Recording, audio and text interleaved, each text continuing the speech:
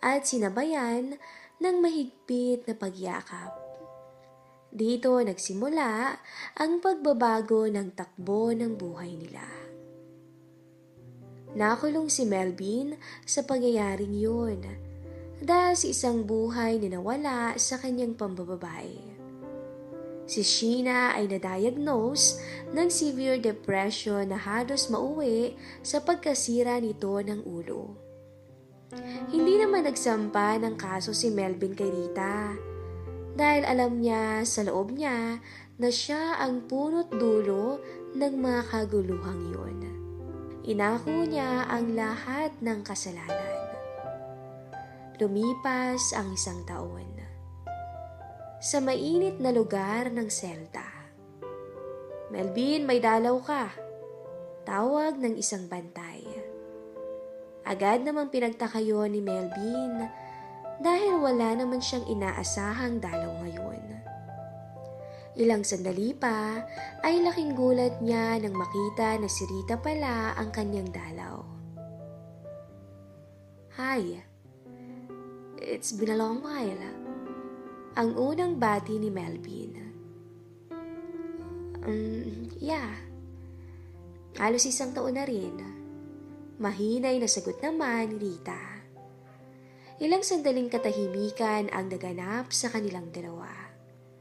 At tanging mga ingay sa paligid ang maririnig sa mga pamilyang dumalaw din sa kulungan. "Well, naparito lang ako para magpaalam, Melvin." Ang wika ni Rita. Saan ka lang yan?" Tanong naman ni Melvin. "Pinitisyon na ako ni Mama. At doon na ako sa States titira." Ang sagot ni Rita. That's good." Tipid na sagot naman ni Melvin. "Bago lang ako umalis, I want you to know na napatawad na kita." Mahinay na sagot ni Rita kasabay ng pagdaloy ng kanyang luha. Nabigla rin si Melvin sa huling sinabi ni Rita. Dahil para sa kanya, walang kapatawaran ang kanyang mga nagawa sa kanyang asawa. At kahit siya mismo ay hindi rin niya kayang mapatawad ang sarili. "Susundin ko yung sinabi ni Dad na magsimula ulit ako. At sana ikaw din, Melvin.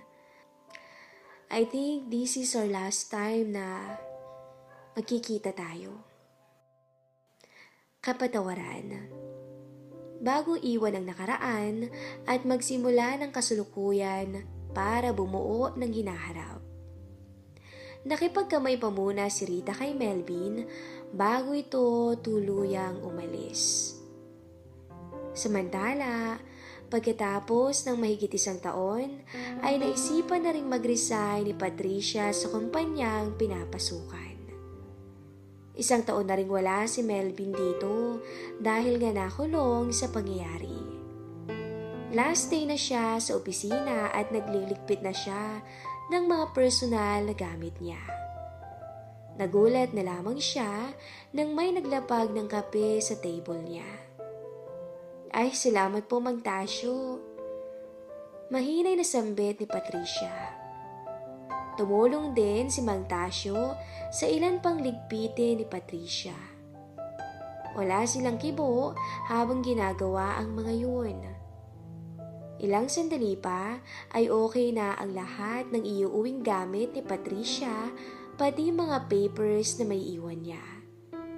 At dahil wala nang maisipang gawin, ay napatingin siya sa matanda.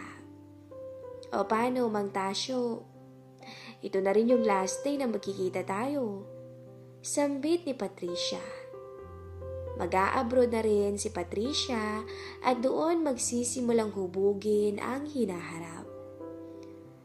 "Good luck dun, Ma'am Patricia, ha? Mag-iingat ka ron." Mahinay na tugon naman ni Tasyo. Hindi naman na naulit ang mga ilan nilang pagniniig, pero para kay Patricia, isa ang matanda sa nagpasaya sa kanya. Nirespeto naman siya ni Tasyo nang hilingin niya na tigilan na nila ang kanilang ginagawa. Pero tila ba tumatak na si Mang Tasyo sa kanya. Ma'am Patricia, dalhin ko na to sa storage room ha. Ako na bahala dito sa iba. Pwede ka nang umuwi. Sambit ni Tasyo. Pero napansin ni Patricia na masyadong madaming dala ang matanda kaya nagpresenta itong tumulong sa kanya. Pagdating sa storage room, agad nilang nilagay sa maayos na mga pwesto ang mga ilang kagamitan. Maraming bumalik sa alaala ni Patricia. Dahil doon sila nagsimula ni Mang Tasyo. Salamat po Ma'am Patricia at hindi na ako magpapabalik-balik pa. Pasalamat ng matanda. Pero natigilan si Tasyo nang mapansing nakatingin sa kanya ang dalaga at nakangiti. Bakit po ma'am? Takang tanong nito. Walang sagot si Patricia. Bagkus ay lumapit ito sa matanda at bigla niya itong ginawaran ng matamis na halik. Mang Tasyo, for the last time, ngiting wika ni Patricia. At sa huling pagkakataon ay naghinang ang dalawa at pinagsaluhan ulit nila yon si storage room. Ilang araw ang nakalipas. Ito na si Rita at nasa airport na. Ilang minuto na lang ay lilisanin na niya ang lugar kung saan siya nagdusa at magsisimula ng bagong yugto sa Amerika. Ilang sandali pa ay tinawag na ang flight number niya. Agad naman siyang tumayo at tumungo na roon. Maganda ang pwesto niya sa eroplano. Malapit sa bintana, kaya naman nagkaroon siya ng oras para makapagmuni-muni. Maya-maya pa ay may umupo sa tabi niya na isang matanda. Mag-isa lang ang matanda na uuwi ng Amerika. Nagpakilala ito na si Romualdo. Sanay ito na mag-isang bumabiyahe. Dumadalaw lang siya sa mga anak at apo niya na nasa Maynila. Ngayon ay babalik na ulit siya sa Amerika dahil doon na siya pinatira ng kanyang ibang mga anak na nakapag-asawa roon. Marami na agad silang napagkwentuhang dalawa. Palabiro si Romualdo, kaya naman tawa ng tawa si Rita. Pero lumipas ang oras ay sadyang napagod din ang matanda sa mga kwento niya. Kaya naman naisipan itong matulog at magpahinga. Ganon din naman ang ginawa ni Rita. Nagpahinga na siya dahil mahaba-haba pa ang kanilang biyahe. Ilang oras ang lumipas. Nagising si Rita dahil may nararamdaman siya sa kanyang kaliwang hita.